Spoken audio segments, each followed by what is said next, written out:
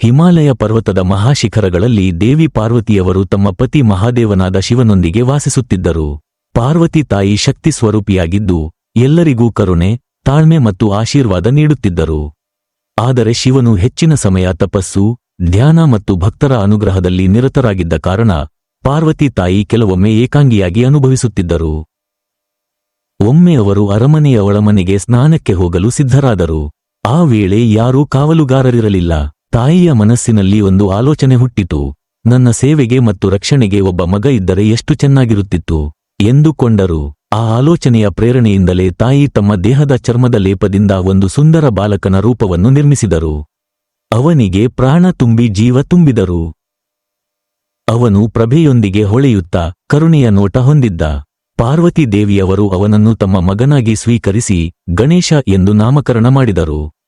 ತಾಯಿ ಅವನಿಗೆ ಶಸ್ತ್ರಾಸ್ತ್ರ ನೀಡಿ, ನಾನು ಸ್ನಾನ ಮಾಡುವವರೆಗೆ ಯಾರನ್ನೂ ಒಳಗೆ ಬಿಡಬಾರದು ಎಂದು ಕಟ್ಟುನಿಟ್ಟಿನ ಆಜ್ಞೆ ನೀಡಿದರು. ಅದೇ ಸಮಯದಲ್ಲಿ ಶಿವನು ಧ್ಯಾನ ಮುಗಿಸಿ ತಮ್ಮ ಪತ್ನಿಯನ್ನು ಭೇಟಿಯಾಗಲು ಬಂದರು. ಬಾಗಿಲ ಬಳಿ ನಿಂತಿದ್ದ ಗಣೇಶ ದಾರಿ ತಡೆದನು. ಶಿವನು ಸ್ಮಿತದಿಂದ, ಬಾಲಕ, ನಾನು ನಿನ್ನ ತಾಯಿ ಪಾರ್ವತಿಯವರ ಪತಿ, ದಾರಿ ಬಿಡು ಎಂದರು. ಆದರೆ ಗಣೇಶ ತಾಯಿಯ ಮಾತನ್ನು ಪಾಲಿಸಲು ನಿರ್ಧರಿಸಿದ್ದರಿಂದ, ಯಾರೇ ಆಗಿರಲಿ ನಾನು ತಾಯಿಯ ಆದೇಶ ಮೀರುವುದಿಲ್ಲ ಎಂದನು. ಶಿವನು ಗಣೇಶನ ಧೈರ್ಯ ನೋಡಿ ಅಚ್ಚರಿಗೊಂಡರು. ಆದರೆ ಅವನ ಹಠದಿಂದ ಕೋಪಗೊಂಡು ತಮ್ಮ ಗಣಗಳಿಗೆ ಆದೇಶಿಸಿದರು, ಈ ಬಾಲಕನನ್ನು ದಾರಿ ಬಿಡುವಂತೆ ಮಾಡಿ. ಭೂತಗಣರು, ಯಕ್ಷರು, ಗಂಧರ್ವರು ಸೇರಿ ಗಣೇಶನ ಮೇಲೆ ದಾಳಿ ಮಾಡಿದರು. ಆದರೆ ಗಣೇಶನು ತಾಯಿಯ ಶಕ್ತಿಯಿಂದಲೇ ಹುಟ್ಟಿದ್ದರಿಂದ ಅಪಾರ ಬಲಶಾಲಿಯಾಗಿದ್ದನು. ಒಬ್ಬನೇ ಲಕ್ಷಾಂತರ ಗಣಗಳನ್ನು ಸೋಲಿಸಿದನು. ಶಿವನಿಗೆ ಇನ್ನಷ್ಟು ಕೋಪವಾಯಿತು. ಕೊನೆಗೆ ತ್ರಿಶೂಲವನ್ನು ಎತ್ತಿ ಗಣೇಶನ ತಲೆಯನ್ನು ಕಡಿದುಬಿಟ್ಟರು. ಸ್ನಾನ ಮುಗಿಸಿ ಹೊರಬಂದ ಪಾರ್ವತಿ ತಾಯಿ ತಮ್ಮ ಮಗನ ಶಿರಚ್ಛೇದಿತ ದೇಹವನ್ನು ನೋಡಿ ಆಕ್ರಂದಿಸಿದರು.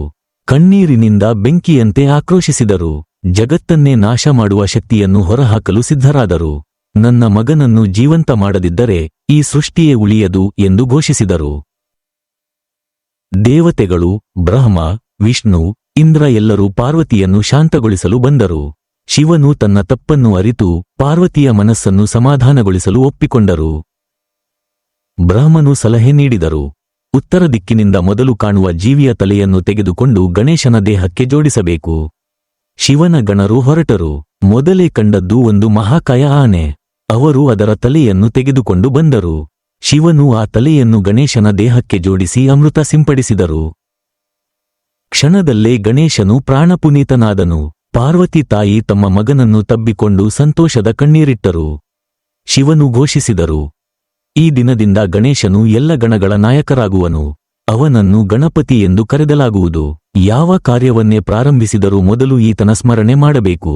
ಅವನ ಅನುಗ್ರಹವಿಲ್ಲದೆ ಯಾವುದೇ ಕಾರ್ಯ ಯಶಸ್ವಿಯಾಗುವುದಿಲ್ಲ. ಎಲ್ಲ ದೇವತೆಗಳು ಈ ಘೋಷಣೆಯನ್ನು ಒಪ್ಪಿಕೊಂಡು ಗಣೇಶನನ್ನು ವಂದಿಸಿದರು. ವಿಷ್ಣು, ಬ್ರಹ್ಮ, ಇಂದ್ರರು ಅವನಿಗೆ ಆಶೀರ್ವಾದ ನೀಡಿದರು. ಈ ಕಥೆಯು ನಮಗೆ ಹಲವು ಪಾಠಗಳನ್ನು ನೀಡುತ್ತದೆ. ತಾಯಿಯ ಮಾತನ್ನು ಪಾಲಿಸುವ ಭಕ್ತಿ, ಅಹಂಕಾರದಿಂದಾಗುವ ತಪ್ಪನ್ನು ಒಪ್ಪಿಕೊಳ್ಳುವುದು, ಕ್ಷಮೆ ಮತ್ತು ಕರುಣೆಯಿಂದ ಬದುಕುವುದು, ಇವುಗಳೇ ಗಣೇಶನ ಜನನ ಕಥೆಯ ಸಾರ. ಗಣಪತಿ ದೇವರು ಬುದ್ಧಿ, ಜ್ಞಾನ, ಶಾಂತಿ, ಸಮೃದ್ಧಿಯ ಸಂಕೇತ. ಮಾತಾ ಪಾರ್ವತಿ ಶಕ್ತಿ, ಪ್ರೀತಿ ಮತ್ತು ತಾಳ್ಮೆಯ ಪ್ರತಿರೂಪ. ಇಬ್ಬರ ಕರುಣೆ ಮತ್ತು ಆಶೀರ್ವಾದದಿಂದಲೇ ಮಾನವನ ಜೀವನ ಸಂಪೂರ್ಣವಾಗುತ್ತದೆ.